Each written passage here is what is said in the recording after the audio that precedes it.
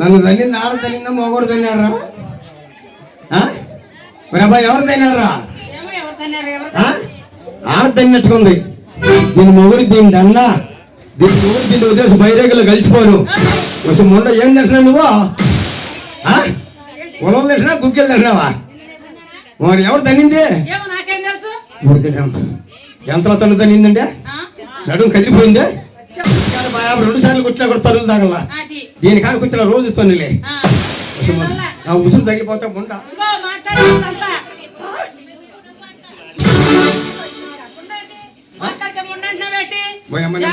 అమ్మాయి నేను మొన్న అంట. అమ్మాయి మీరు అన్నారు, మీ సాక్షి చెప్పండి అమ్మాయి.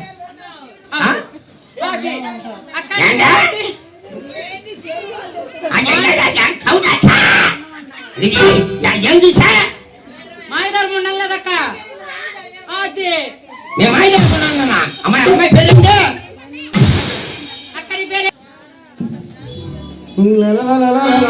వృక్షము పైన ఎలా ఉంది సోమిత్ర?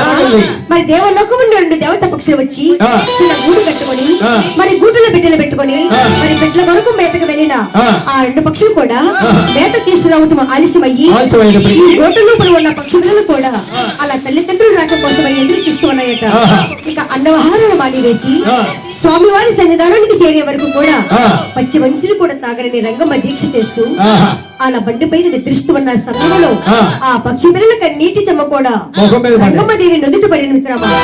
అవి ఏమిటని చెప్పి ఆ రంగమ్మ తిరుబడి పైకి లేచి చూసిన మబ్బు లేదు, వర్షం లేదు, ఈ నీటి చెమ్మ ఎక్కడి నుంచి వచ్చి చెప్పి పైకి చూస్తూ ఉన్నదట. ఆ వృక్షము పైన గుంటు లోపల ఉన్న పక్షి పిల్లలు చూసి తన భర్తని పిలిచి, ఆ పక్షి పిల్లలు ఎంత బుద్ధి వస్తున్నాయి చూడరంగమ్మ. నోరు లేని ఆ 2 పక్షి పిల్లలు కూడా చిన్న చిన్న రెక్కలతో రాని వీకలతో ఎంత ముద్దుగా వచ్చినగా కనిపిస్తూ ఉన్నాయి తెలుసా? వాటిని చూస్తే ఎంత ముద్దుగా ఉన్నాయి రంగమ్మ. తీసిస్తే పళ్ళు పల్హాలను పట్టించి లాలించి పాలించి తర్వాత ముద్దు వచ్చినలాడి మీకు ఇస్తారు రంగా. చూడరంగమ్మ, ఏనాడని నీ మాట కాదంటాను, ఏనాడే నేను కాదన్నాను. అది ఇష్టమా కాదండి? ఆ పచ్చి పిల్లలు తీసుకొచ్చి నీ దోషులు పెడతాను, కాస్త పాలు పంచదార తాగించు. శివరామి తీసుకువచ్చిన పక్షి పిల్లలు కూడా రంగమ్మ పౌటుకంలో తీసుకొని ముద్దు ముచ్చట్లు తీరుస్తూ పళ్ళు పలహారములు పట్టించి తన వడిలో లాలిస్తూ ఉన్న సమయంలో ఆ పక్షి పిల్లలు ఎలా ఉన్నాయి చూడు మిత్రమా. 7 గుండలవాడ ఆ వెంకటరమణ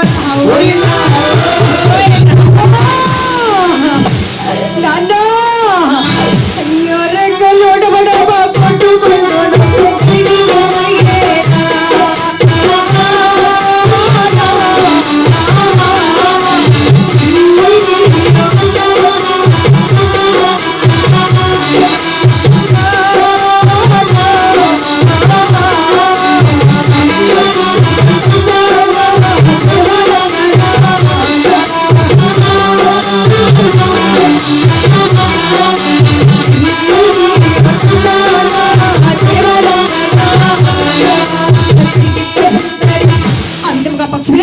ప్రాణాలు విడిచిపెట్టేసాయో.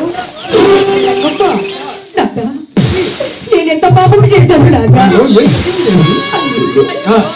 నాకు పిల్లలు లేరని ఆ పక్షుల్ని చూడగానే ఎంతో ప్రేమ కలిగింది నాన్న.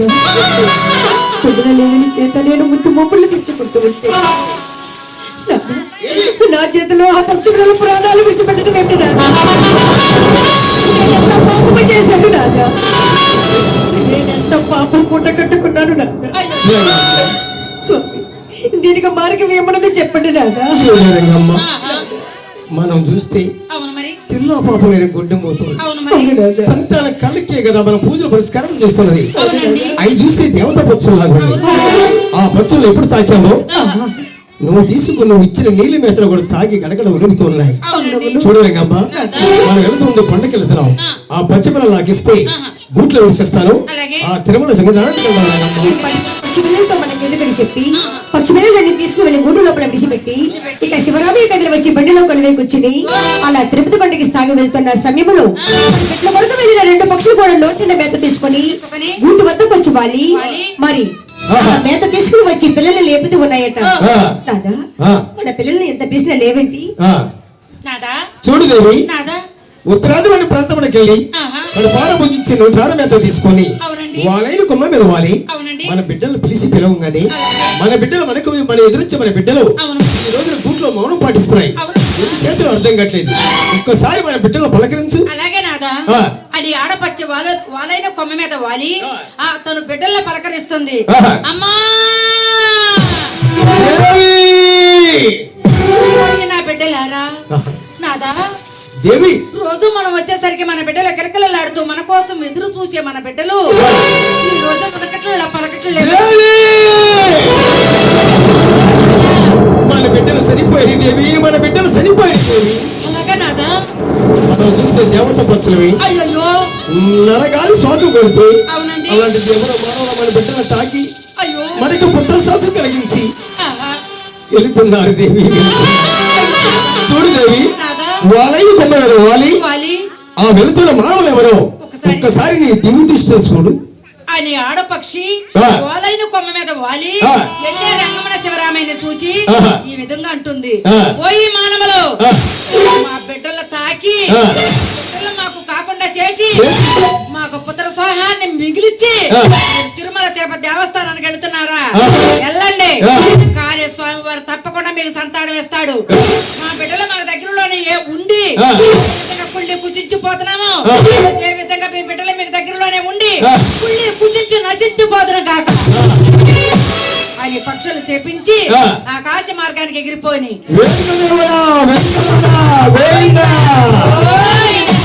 పక్షి చేపమ్మ తెలియని రంగమ్మ శివరామయ్య గారు ఆ. మరలా బళ్ళు కట్టుకుని ప్రయాణమై వెళుతున్నారు మిత్రమా. మరి తిరుపతి దేవస్థానం చేసిన తర్వాత కొలంలో స్నానం చేసి ఇక శివరామిడి రంగమును కూడా ఇరుగురు కూడా ఓహో. మరి కొండపైకి లగ్గిస్తున్నారు చూడండి. ఆ. వెంకటరమణ, వెంకట